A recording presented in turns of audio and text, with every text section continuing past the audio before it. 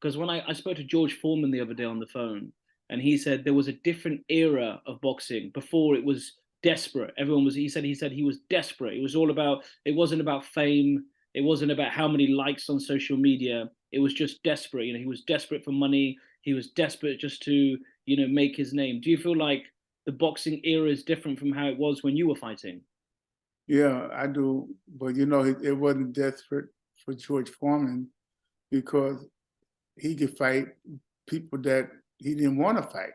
Mm. But like me, like I tried to get the fight with George. Come on, George, let's get it on. Mm. He said, "No, I can't fight you. You got that jab." Everybody was afraid of the jab. But I had to do what I had to do. Fight anybody that I can fight, that would fight. Mm. But when you also, how do I say this now? Muhammad Ali, one of the greatest boxers of all time. You managed to defeat Muhammad Ali, which is a magnificent, how do I say, magnificent story, but also recognition to have. Do you still remember that time? Do you still think about that? And also, how did you feel when you won that match? Didn't feel good at all. I felt like like I robbed a bank and got caught. And that was the bank. Muhammad Ali was the bank. But I had to do what I had to do because he was my friend, Mm. and I idolized him. And it went on and went on, until they forced us in the ring. So that was. I feel like when I'm talking to you, when you talk about Muhammad Ali, it kind of affects you when you talk about him. Am I right to say that? Yeah, because I tell you why, I was his sparring partner. Mm. I boxed with him for 4 or 5 years. I boxed Ali. I knew exactly what he had and what he didn't have. And he didn't have enough to beat me. And I told him, don't take all the punches that I'm going to hit him with. And you know what he said? Shut up, boy. I'm going to knock you out. I'm going to knock you out. And then I said, okay, well, take this. Bang, bang, bang, bang. Take it. Mm. And he said, come on, boy. You ain't got nothing. Have you heard of? I'm sure you've heard of Tyson Fury before, correct? Mm-hmm. What's your? Do you think him, because he's obviously fighting against Usyk, who is a Ukrainian boxer. They're going to be fighting very very soon. Do you feel like, from your perspective, do you feel like Tyson Fury will win against Usyk? Listen, I don't really know how well they fight. Mm. Truth say, whatever his name is, I don't know him. Don't know. They had never did any stories on him, I guess, Mm. over here in America. But yeah, I guess, those guys are good for each other over Mm. there. Absolutely. But at the stage now where I sit back and I watch, I don't want to knock the guys. I don't want to say he ain't nothing. I knocked him out. I would have did this. I would have that. These guys are fighters. They're trying to fight, and they're the best they can be in their class. And that's how I can say it. I don't want to. I'm not going to predict who will win because I don't watch them enough to find out who will win. No, fair enough. But boxing is not like it used to be. I mean, that's why people go crazy about heavyweight fights like me, with Ali, Joe Frazier, Kenny Norton, George Foreman. You know what I mean? People know these guys, and they root behind them because they're good fighters. But they were the great fighters, I should say. But today, they don't cover it enough. They don't cover it enough to give to you to see what we're doing and see if we can carry on that thing. But it's hard, man. It's hard to call these guys and teach these guys and say he's the greatest. You can't beat him. You can beat. It ain't like Mike Tyson. Mm. Mike Tyson and Lennox Lewis. They nice guys, big guys, They can fight and punch. Mike Tyson got the punching power. Lennox Lewis got a punching power. But Lennox don't want to fight nobody. Mike Tyson, he don't care about nobody. Just give him some money, you know. But I guess it's kind of hard for me. It's hard for me to judge a fight. In other words, and say things about the guys that they won't like. Sure. You know, but I'm Larry. I'm gonna say things that they don't like. If I see something that they do that don't that they. And what's your opinion about the style of boxing now? You know, the style of boxing from how it used to be. Because if you see your videos, you see Mike Tyson videos, and then you look at Tyson Fury's videos, and you look at Anthony Joshua's videos, the style of boxing is always, you know, after 20, 30 years, you know, is always going to be a bit more different. What's your opinion about the style of boxing now? The style of boxing now, they ain't like a Larry Holmes. I go out there and hit with a jab, bang, hit him with a jab, bang, hit him with the right hand, bang, bang. Put combinations together, you know. That's what I did. That's what Muhammad Ali did. That's what Joe Frazier did. We put punches together and we fought. You know, Kenny Norton, he would kill you if you didn't hit him. He would, you know, he's there for you to hit him. And if you don't hit him, he's gonna punch you out, you know. And that's what the fighters are missing. They don't have the courage. But you know, I think the last hurrah will be Lennox Lewis. I think that Lennox Lewis is last. I don't know why he didn't fight. He should have fought me for the hell of it. I like you're very open-minded. I like it. I do like that. You didn't want to fight, but you know, listen, to me, boxing is for me to pay the rent, pay the car payments, put food in the house. That's why I fought. I fought to win. I know I had to win if I'm gonna keep paying gas bill, light bill, electric bill, gas for the cars, taking care of my family. That's why I fought. These guys, I'm gonna do this, they're gonna talk it, but they won't walk it. So, you know, that's why they won't fight me. That's why they didn't fight me. Listen, I'm 73 years old. And I can fight. But I won't, because they won't take me anyway, because they say he's too old. Well, this old man named Larry Holmes, he's better than all these guys out here today. And I don't have a right to sit here and talk to you and knock them. These guys, they good fighters. No, I don't think anyone's trying to ask you to knock them, Larry. I just think it's, you know, because you are an historical fighter, and I think if you have an opinion, or maybe it doesn't have to be bad, it could just be a good opinion, but if you have an opinion about specific one fighter, or maybe that you think that could do very well, because when I spoke to George the other day, he said Tyson Fury hasn't even reached his prime yet. He's still going. For a man who's in his 35, 40s, etc., he hasn't reached his prime. So, you know, there's people like Anthony Joshua, the current British heavyweight champions of the world at the moment. You know, I just think they're great fighters. They're great. Don't take my word. I'm knocking them. I'm not knocking them. They're just good fighters. They don't really have anybody to match up with. And they're doing their thing. That's like me. I ran out of fight them, so I went back into the old book and who can I fight, Kenny Norton? Who can I fight? Joe Frazier. Joe Frazier's retired. How about Muhammad Ali? Muhammad Ali, no, I don't really want to fight it, but you pay me enough money, I'll fight him. You know what I'm saying? And that's the way it went. You have to. Have you heard of Anthony Joshua before? Yeah, certainly I did. Do you? He can fight. He's strong, but I don't know if he can fight because they fight Joe Frazier or Larry Holmes or Mike Tyson, guys like that, you know? No, he would never be. No, in my personal opinion, you know, I know as a journalist, I have to be on the fence and I have to be equal. But if I had to have a fan opinion, no, he could never fight against all you guys, because that generation was rough. That was tough. Yeah. This guy was all about social media and, you know, endorsements and that kind of stuff. And he also lost against Usyk, the man that Tyson Fury is going to be fighting very soon. He lost against him. He lost against Usyk. All they have to do is try a little harder and run a little harder. And you know what these guys need? I'm going to tell you what they need, really.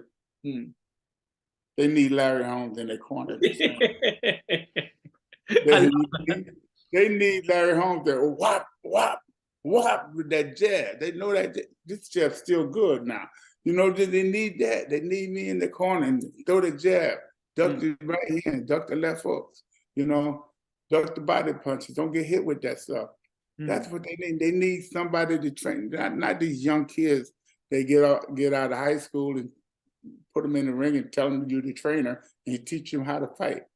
They can't teach you how to fight because they ain't never fought. You got to have fights to know how to fight.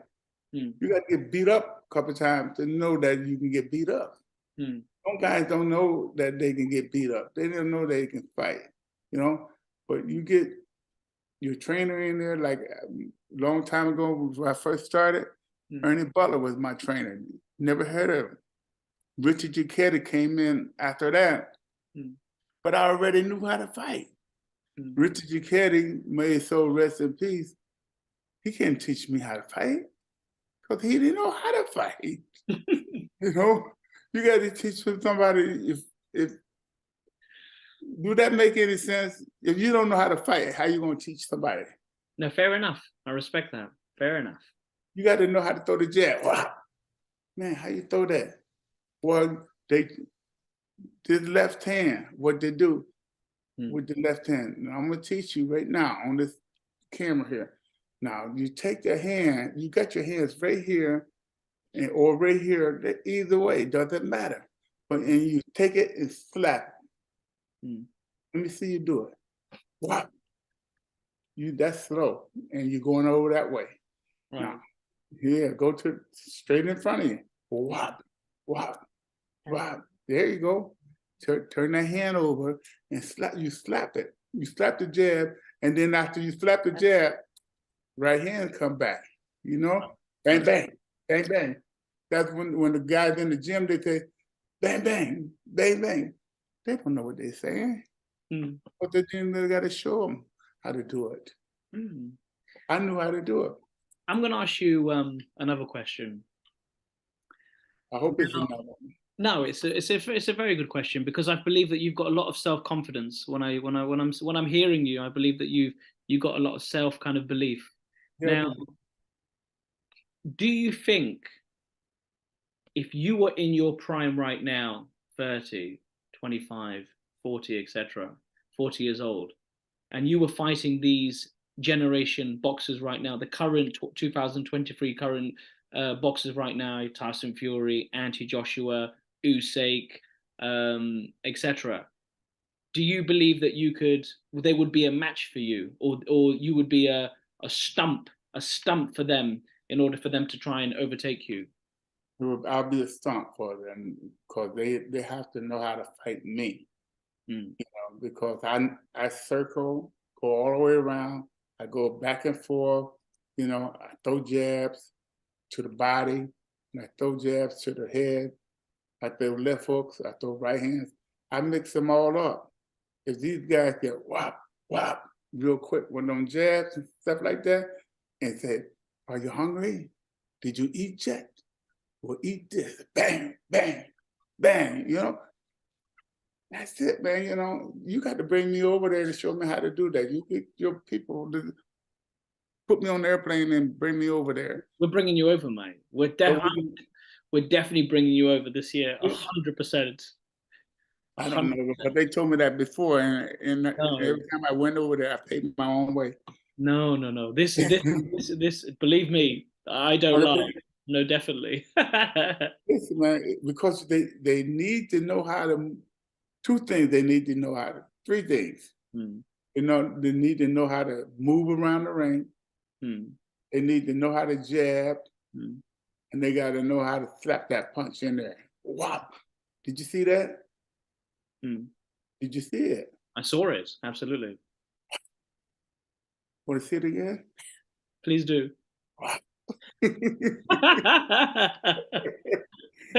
Hey, listen, you think I'm crazy now? Absolutely. But no, that they got to know how to do that. Hmm. They don't know how to jab. People can't teach you how to jab. I got the old school guys to show me how to jab. Hmm. Ernie Butler, guys like that. You never heard of, because I guess wasn't their time. Hmm. But you got to slap the jab. You slap. I want to see if you think this is morally right now. Now, recently, Tyson Fury and also Derek Chisora, right? There was a fight recently that I don't know if you knew about, where they fought against each other. Tyson Fury has beaten Derek Chisora twice already, 3 times now. And he had a fight a couple of months ago, just before Christmas. And this fight was already guaranteed. Now, it was, everybody knew this was a daylight robbery fight, right? Daylight. He was charging people excessive amount, knowing that he's already beaten Derek Chisora already. You there? I'm still here. Can you hear me? Yeah, I can hear you, but I lost the picture. Oh, sorry. So I was just saying, I'm going to ask for your opinion about this. Now, do you think this is morally right? Tyson Fury arranged a fight with a fighter that he's already beaten twice, and all the fans already knew that you've already beaten him twice already, that you're still charging people 1,000, 2,000 pounds.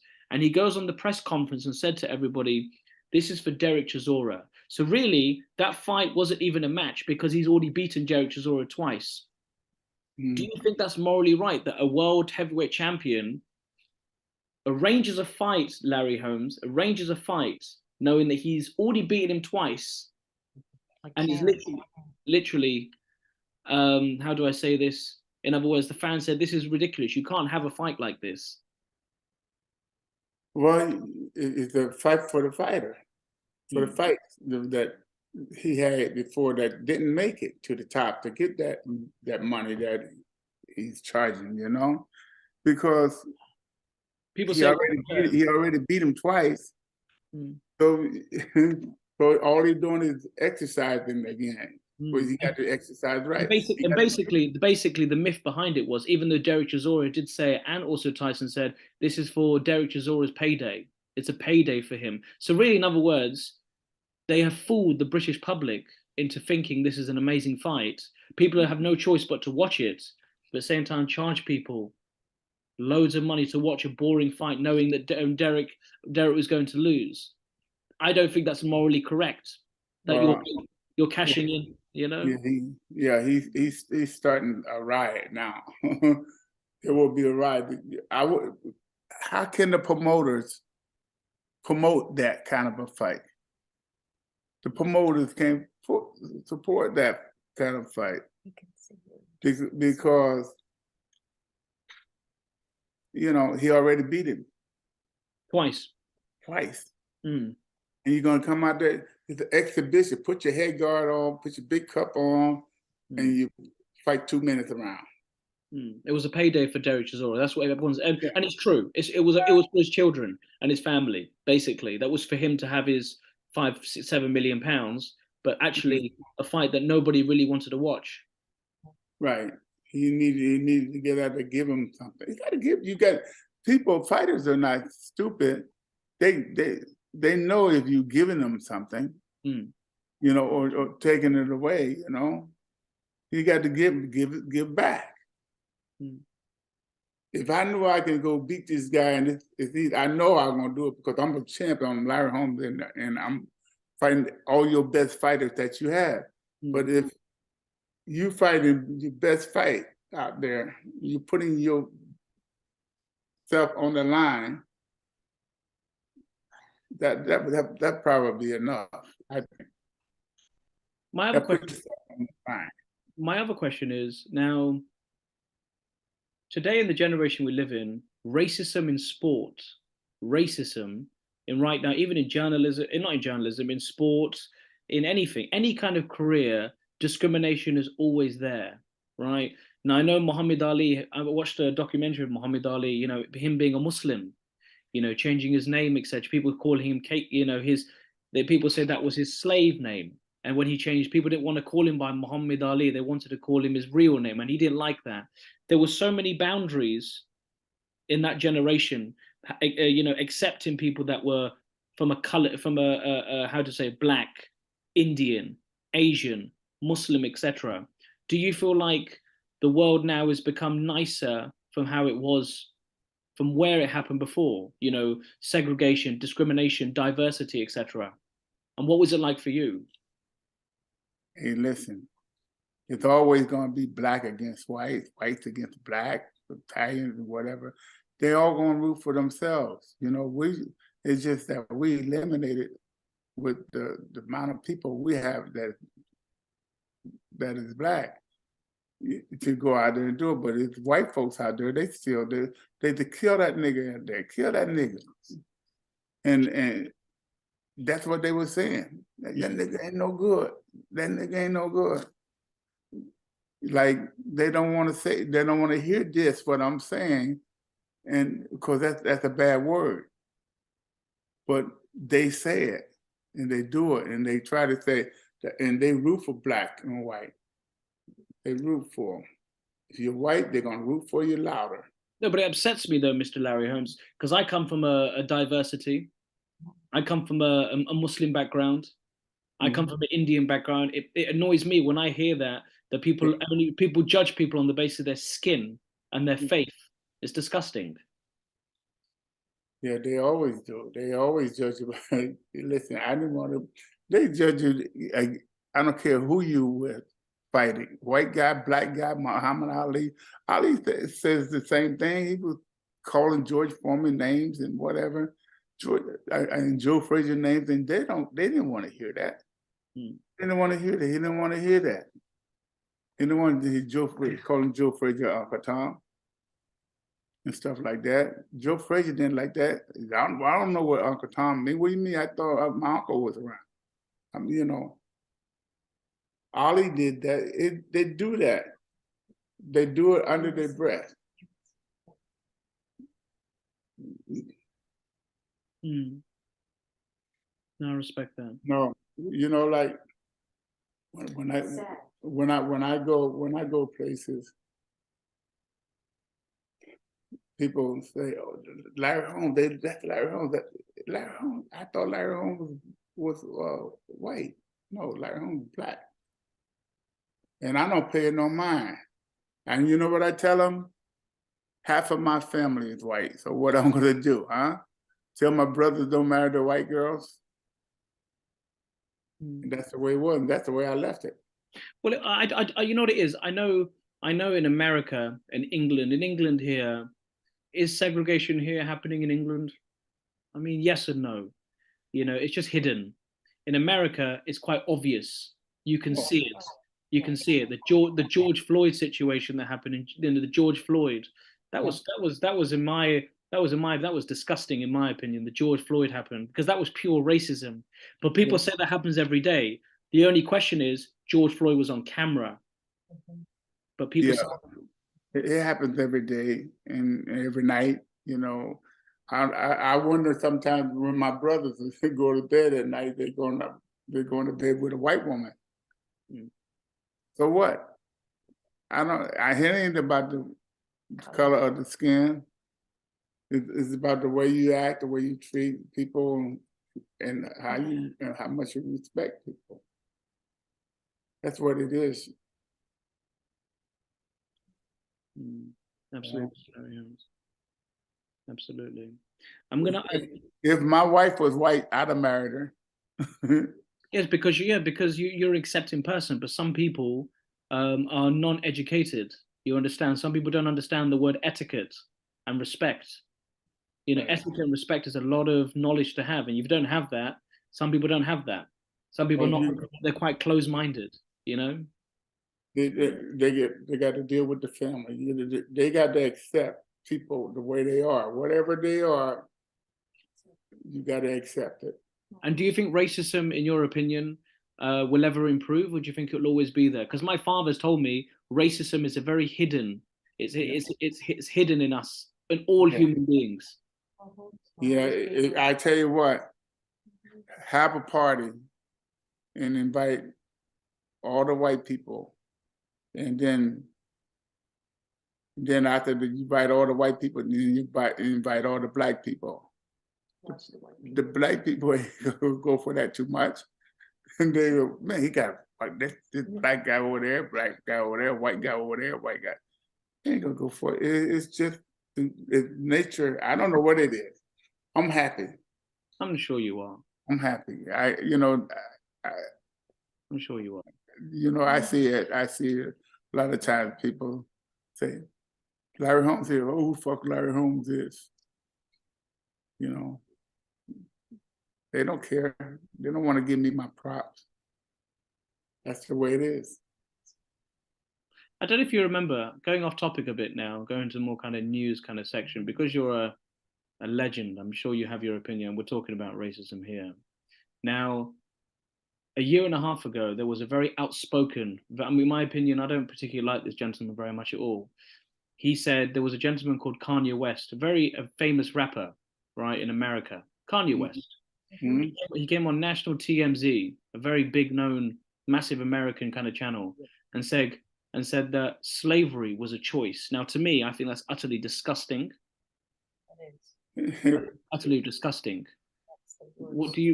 Hey, listen. Nobody want to be a slave by choice. The way they did us, the way we couldn't do nothing. If we was right, we was wrong. Two wrongs don't make no right, and that's the way they did us. But we also found out, Mr. Larry, that he was also releasing a music album on the same day. Just to put that out, just to let you know, that was actually true. He was releasing an album on the same day that he did that. So people think it was a PR stunt. So basically, you've stabbed black people around the world in order to make profit from it. Yeah, well, they do that. They do that. Once you're black, you stay black. I don't listen. Half of my family is white. My son's married white girls, and I don't see it. That's why I stay here in Eastern Pennsylvania, because we seem like we don't have no racism here, but we have it. We have racism here. People are going to say different things, and it's all the. I don't know. I don't know, but Well, I'll fill in the blanks for you then. I think it's disgusting what Kanye West said. I think he should be, I think he needs to stop worrying about his own ego, right, and not worrying about his status, and worrying about the fact that over 400 years of slavery, you stabbed your own ancestors in the back in order to make profit on a bloody music video or an album. It is, in my opinion, it's disgusting. From a professional point of view, it's horrible what he's done. Very. Nasty. I'll fill in the blanks for you there, mate. It's nasty, man. It's nasty. You don't do that. You don't do that because of that. If you got something that you don't like, you keep it to yourself. You don't have to give it to everybody else. Keep it to yourself. Listen, I'm sure my sister-in-laws probably said blackie or the nigger or something. I'm sure they said it. It don't mean nothing to my brother that married them or whatever. It's just that way. It doesn't matter. I don't dislike nobody. You can be black, white, green, orange, purple, whatever color you want to be, you be. But don't bring it to me. Absolutely. Don't bring it to me. I ain't got to feel that I hate black people or white people because you don't like them. I like you, don't I? You are. We're talking. We're having one of the best conversations I've had. And my last question to you, Mr. Larry Holmes, and I'm going to let you to it. Going back onto sport now. Now, someone who has defeated one of the greatest fighters of all time, Muhammad Ali. But at the same time, yes, you're upset because he was your friend. Actually, two questions. What's last question actually. Who do you think right now is the best fighter in today's generation? You know what? It's hard because they're not fighting nobody. They're good fighters. They're not fighting the good fighters. Bad fighters are fighting the bad fighters.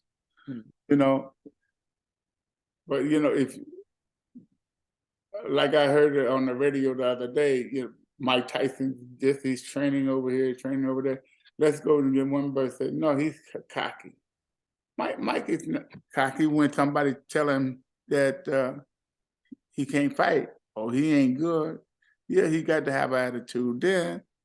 But these people want him to be like that all the time. You can't carry that attitude on your shoulder. You So got just to be nice. just for the reporter, Larry, what you're saying, what your kind of your opinion is,